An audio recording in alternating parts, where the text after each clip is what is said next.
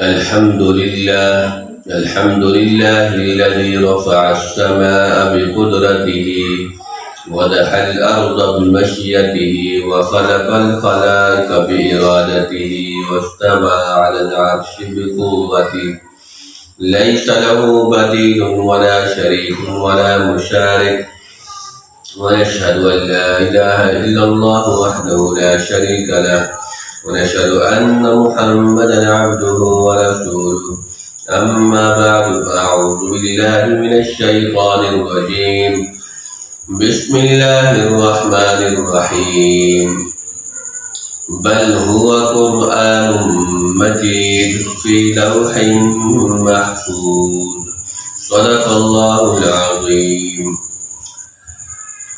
قرآن پاک کے بارے میں گزشتہ وحی کے طریقے نوعیت بیان کی ہے۔ اب نزول قرآن کی تاریخ بیان کریں گے انشاءاللہ۔ تو سب سے پہلے کلام الہی، یہ اللہ کا کلام ازل سے لوح محفوظ کے اندر محفوظ ہے، موجود ہے۔ قرآن پاک سے خود واضح ہو رہا ہے بل ہوا قرآن مجید فی لوح محفوظ، بلکہ یہ قرآن پاک مجید یہ موجود ہے، محفوظ ہے لوح محفوظ کے اندر، تو ازل سے یہ موجود ہے۔ تو قرآن پاک 2 مرتبہ لوح محفوظ سے اتارا گیا۔ ایک مرتبہ لوح محفوظ سے اترا بیت عزت پر۔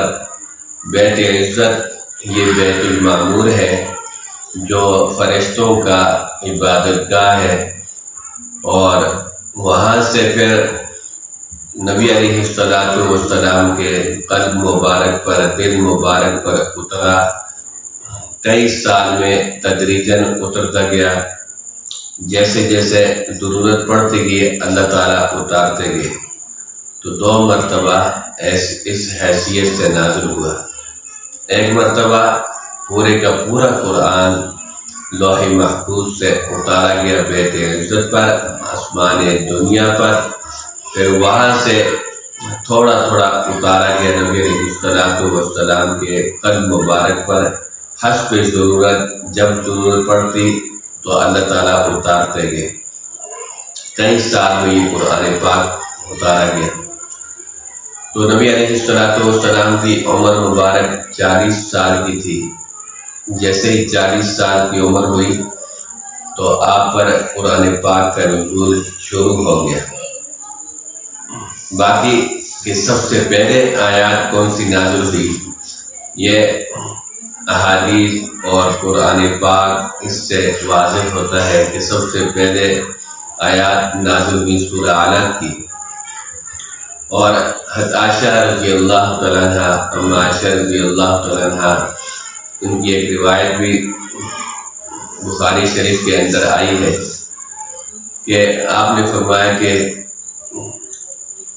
پہلے آپ علیہ السلام پر خوابوں کے ذریعے، یعنی سچی خوابوں کے ذریعے قرآن کا نزول ہوتا گیا، اور اس کے ساتھ ساتھ سب سے جو پہلی وحی نازل ہوئی وہ غار حرا کے اندر، کیونکہ اس کے بعد نبی علیہ السلام نے خلوت، اب تنہائی عبادت کے اندر لگ گئے، تو آپ غار حرا میں آتے، عبادت کرتے، پھر چلے جاتے۔ تو اسی دوران ایک فرشتہ نازل ہوا سورہ علق کی آیات لے کر، تو اترتے ہی حدیث میں آتا ہے کہ فرمایا کہ اقرا، نبی علیہ السلام سے فرمایا اقرا، پڑھ لی، آپ پڑھے۔ تو نبی علیہ السلام فرمایا اما انا بقاری، میں پڑھا وہ نہیں ہوں۔ تو فرشتے نے پھر آپ کو اپنے سینے کے ساتھ بھیجا اور سخت مشقت میں ڈالا۔ نبی سے فرمایا کہ میں مشقت میں پڑھ گیا۔ پھر دوسری مرتبہ فرمایا اقرا، پڑھ۔ پھر نبی علیہ السلام فرمایا اما انا بقاری، پھر فرشتے نے اپنے سینے کے ساتھ بھیجا، زور سے بھیجا، یہاں تک کہ نبی علیہ السلام فرمایا مشقت میں پڑ گئے۔ تیسری مرتبہ پھر ایسے فرشتے نے کہا اقرا، پڑھ۔ آپ نے فرمایا میں انا پڑھا ہوا نہیں ہوں، تو پھر زور سے بھینچا اور پھر فرمایا اقرأ بسم ربک الذی خلق خلق الانسان من علق اقرأ وربک الاکرم۔ یہ آیات نازل ہونا شروع ہوئی، نبی علیہ السلام ساتھ ساتھ پڑھتے ہیں۔ پھر اس کے بعد وہ زمانہ فترت وحی کا ہوا کہ بیچ میں 3 سال وحی نازل نہیں ہوئی، تو اس دوران فترت وحی ہوگی 3 سال، 3 سال وحی نازل نہیں ہوئی۔ پھر 3 سال کے بعد سورہ مدثر کی آیات نازل ہوئی، یا ایھا المدثر قم فانذر وربک فکبر، یہ آیات پھر نازل ہوئی۔ تو اب قرآن پاک کی صورتوں کے شروع میں عنوان قائم ہوتا ہے کسی جگہ کہ یہ مکی ہے، یہ سورت یہ مدنی ہے، تو اکثر ہم اس میں غلطی کرتے ہیں کہ مکی کو یہ سمجھتے ہیں کہ جو مکہ شہر میں نازل ہوئی وہ مکی ہے، جو مدینے کے اندر نازل ہوئی وہ مدنی ہے۔ حالانکہ ایسا نہیں ہے، کیونکہ